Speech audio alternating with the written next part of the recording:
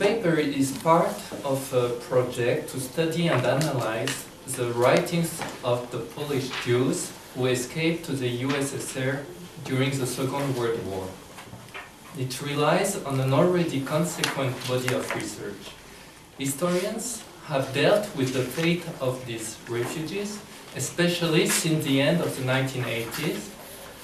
At that time, Anthony Polonsky and Norman Davies have published a collective monography about various aspects of the lives of the Polish citizens who had to suffer both from the oppression of the Soviet regime and at a lesser level from the rejection of the ethnic Poles who, like they, spent the war on the territory of the USSR. About the same time, Józef Litvak published in Hebrew a general overview of their history. More specific aspects have attracted the attention of researchers, especially the Sovietization of the eastern parts of interwar Poland, renamed Western Belarusia and Western Ukraine by the Soviet authorities.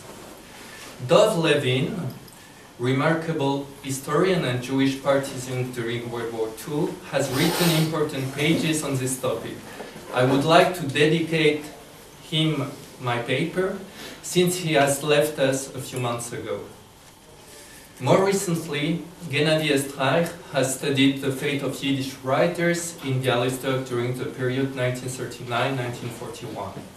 A new trend has recently emerged in the history called discourse, which focuses on the question of memory, and from this point of view, Laura Jokusz, Tamar Lewinsky, John Goldless, and Adina Grossman have dealt with various aspects of this issue.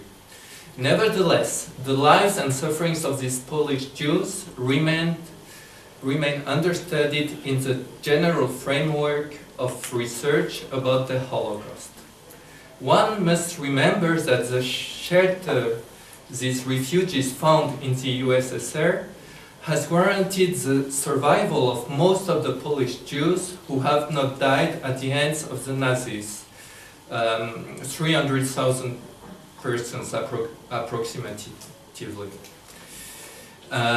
Therefore, it is not surprising that this period and the various life experiences it entailed have found important echoes in Yiddish literature. This paper aims at presenting some of the main trends which can be observed in the literary elaboration of a fate marked by many traumas and a general sense of insecurity and forlornness. Literature enables us not only to get better insights into the concrete experience of the refugees, but also, besides this testimonial function, to apprehend through its treatment of new topics and its appropriation of new forms the deep imprint this time of solitude and wanderings left on the sensibility of some Yiddish writers of the second half of the 20th century, among them first-rank writers of prose and poetry such as Chaim Grade and Rochel Cohen. I would like first of all to remind the main features of this experience, which for many refugees lasted as long as 7 years, from 1939 to 1946, and sometimes even longer. This will enable us to fathom the main realities which were, at a time or later, reflected in the works of the writers. Each of these features will be later analyzed separately, and the different writing strategies they have inspired will be presented.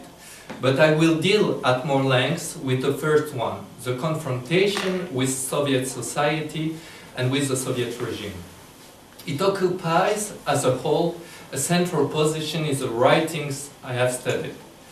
The refugees, who, following the fine expression of Dov Levin, had to choose between the lesser of two evils, dedicated great efforts after the war to bear witness about the realities of life in the USSR, still relatively unknown in the West.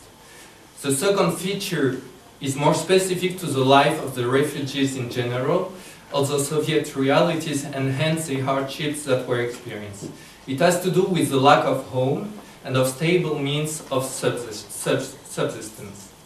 The third feature is a staple of travel literature, exoticism. Although, needless to say, this exoticism is more imbued with the distress of exile than with the curiosity of leisurely travel. Refugees were transported either by deportation or by evacuation to the extremities of the Soviet territory, and wrote, to quote the title of Moshe Waldman's collection of poetry, von alle Weiten, from all distant places. Finally, these writings have in common to deal with the tragedies of separation and loss, with the progressive realization that the home of the people, that the home and the people those refugees had left no more existed. In this respect, those works are an integral part of Holocaust literature. Let us turn to the first feature. The first shock these Polish citizens experienced was, from the very beginning, their encounter with a Soviet reality of which they knew very little before the war. This shock was felt at various levels: economic, political, cultural. They had left a capitalist society where the freedom of expression was, with many restrictions, albeit globally respected. Like all Soviet citizens, these newcomers had to face the lack of basic products, the intricacies of bureaucracy, the omnipresence of propaganda and state control. Chaim Grade, Yosef Rubinstein, Avram Zak, Moshe Groisman all remember the surrealistic scenes of Red Army soldiers who, at the beginning of the Soviet occupation, emptied the shops of their shoes and clothes. They described their craving for watches and other objects which had but a modest value in pre-war Poland. But more difficult than the penury of some of the most basic goods was the adaptation of the writers to the ideological constriction which were now imposed on them. Those who were not willing to adopt the official language and ideas had the greatest difficulties to get published in the newly founded Białystok Stern. One scene from Avram Zak's memories deserves to be mentioned here. Having noticed that the street of his native Grodno, which had been named after the great Yiddish poet and his close friend Leib Naidus, had been renamed Pierwomaskaya Ulica, Zak decided to correct this misunderstanding, as he labeled it, and paid a visit to the local Gorispolkom in order to convince them that Leib Naidus was of prime significance to the Jewish masses. This ingenious deed, which naturally availed to nothing, illustrates well the difficulties these Polish Jews had to adapt to the realities of the Soviet regime. Nearly all the writers confront the strictures of daily life in the USSR, although some poets, the most intimate and the most lyrical, like Rochel Korn and Moshe Waldman, seem to rebuke at the perspective of letting the grey Soviet reality find a place in their verses. Other poets, whose poetry tends to be more descriptive and more concrete, like Chaim Grade and Avram Zak, provide in their verses images and feelings which have no correspondence in their prose works on the same topic. Lastly, poets who rely on the narrative tradition inherited from the Russian and Polish romanticisms, like Yosef Rubinstein and Binem Eller, provide very lively information about their experiences during the war. But the most detailed recollections and analyses are to be found in prose works, some of them of impressive dimensions. This is particularly the case of Avram Zak's 1,500 pages long trilogy, A Welt geht unter, A Word Disappears, and Moshe Grossman's almost 1,000 pages long In verkischeften Land von legendaren Djugaschwili, mein 7 Jahre Leben in Rattenverbahn. In the wonderland of the legendary Djugaschwili, my 7 years of life in the USSR. Both works are of considerable importance for the topic we are dealing with. Their tonality are quite distinct. Avram Zak, despite the vast dimensions of his project and the tragic events it depicts, can be associated with the tradition of Yiddish short storytelling and the light tone he generally manages to maintain, the humor which pervades his pages, owe much to the tradition inaugurated by Sholem Aleichem. Moshe Grossman is more indebted to another tradition, the one of Russian realism, which pays great attention to the moral ordeals and the psychological subtleties of the human being. Tradition which has been masterfully revived approximately at the same time, at the time of the publication of Grossman's memoir, by Hay Levi's recollection about Tsarist repression entitled Of Tsarischer Katorge. Both works are remarkable, both Zak's and Grossman's work are remarkable by the profusion of details they give about the fate of their authors and shed an interesting light on some of the most difficult questions raised by the history of Jewish Polish refugees in the USSR. I would like to take the example of an episode which historians treat with some embarrassment. It has been called the tragic comedy of passportization. At the beginning of the 1940s, the Soviet authorities placed the refugees from Poland in front of the alternative. Either you accept Soviet citizenship or you register to go back to the territories occupied by the Nazis. Most people opted for the second choice. Only in considering the uprootedness of these Jews who had left behind their families and their bewilderment in front of Soviet reality, feelings that are skillfully revived by both writers, one can understand why the refugees made such a decision, which would have proved fatal if it had been put into practice. Instead of this, most of those who registered for repatriation were deported to Siberia, which paradoxically would save their lives. Repression and scenes from the Gulag and Soviet prisons play, of course, an important role in the literary production of these Polish refugees.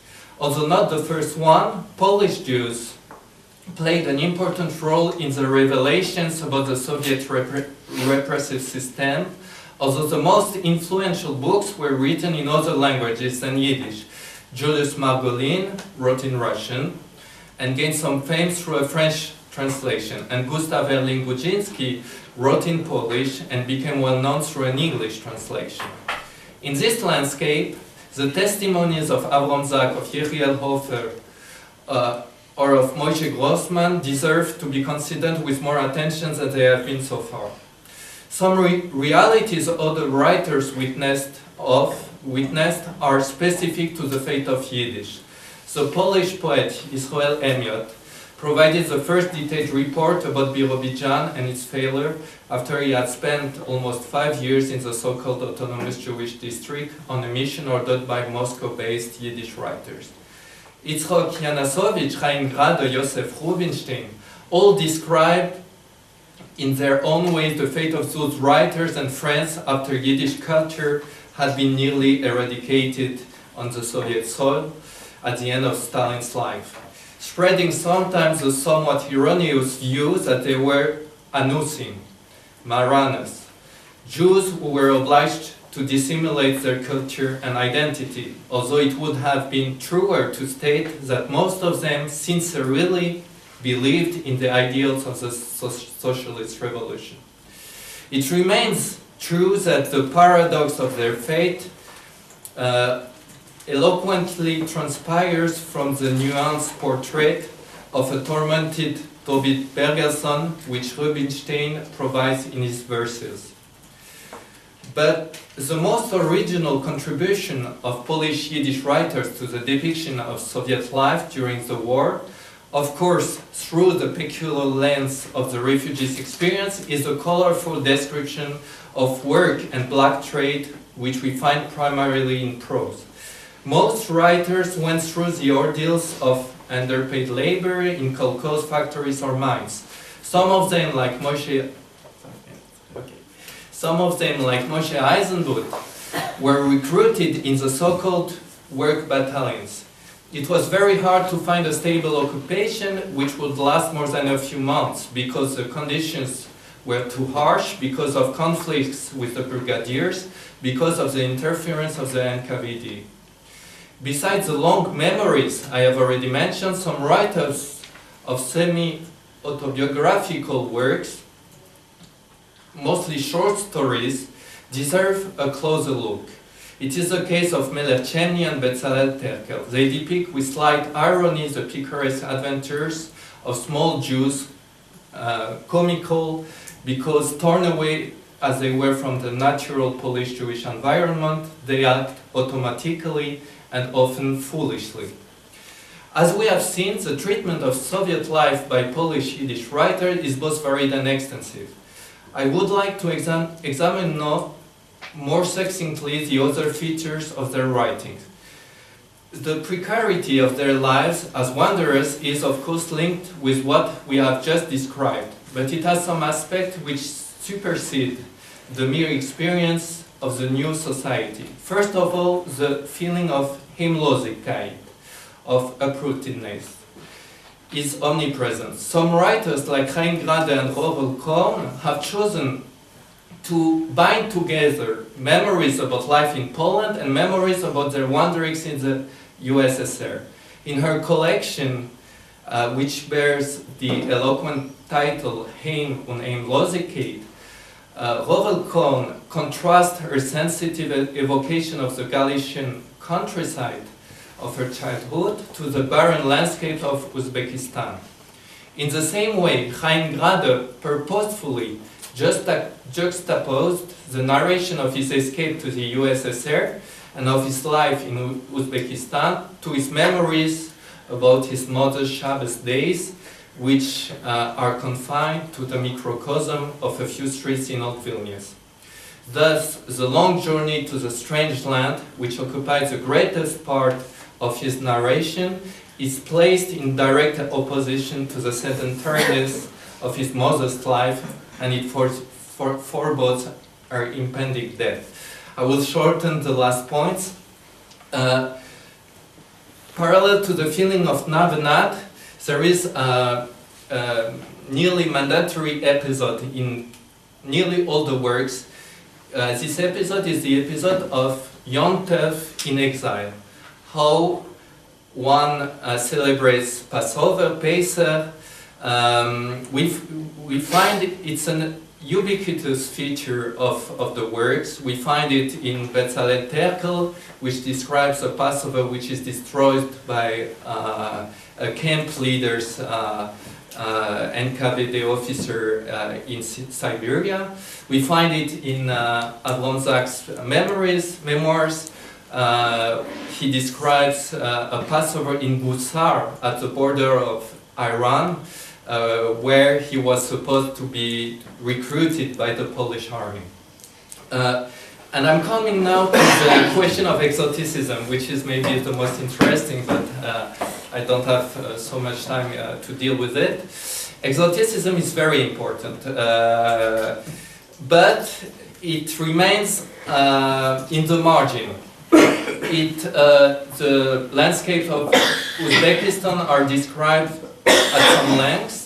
We find also by Moshe Grossman, by Chaim Grade, by Avram Zach, the depiction of Uzbekistan's women, the admiration they had for these women, and some feelings of aesthetic and nearly love they felt towards them.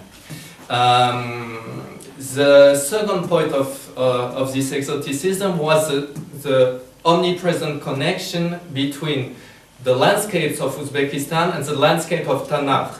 This we find everywhere. Rohel Kohn compares herself with Hagar when she lives away from Abraham in the desert, and her life in Uzbekistan is similar to the one of Hagar. And last but not least, but I will shorten here, the memories of their families left in Poland are a very important topic in all the works. We can follow, and that's interesting, we can follow the way all these refugees learned about the fate, progressively about the fate of Polish Jews. And what is also interesting is that there is a very shy attempt to compare their difficult experience with the difficult of their close ones in Poland. They knew it was impossible to compare it, but in some of the works we find dedications both to the death in Poland and to the death in the Soviet Union, putting a parallel between them.